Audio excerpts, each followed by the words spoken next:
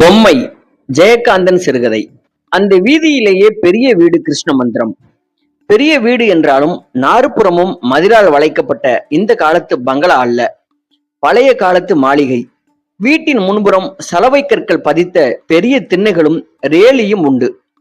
அந்த வீட்டு பெரியவரின் பேத்தி குழந்தையாக ராணி பிறக்கும் வரை திண்ணைகளும் ரேலியும் சுதந்திரமாகத்தான் இருந்தன.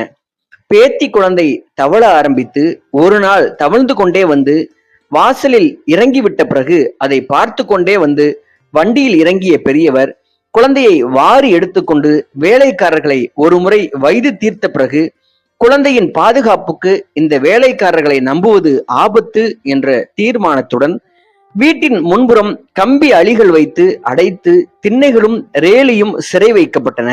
குழந்தை ராணி சுதந்திரமாக தவழ்ந்து திரிந்தாள். இப்பொழுது ராணி நடந்து திரிகிறாள். வயசு 4 ஆகிறது.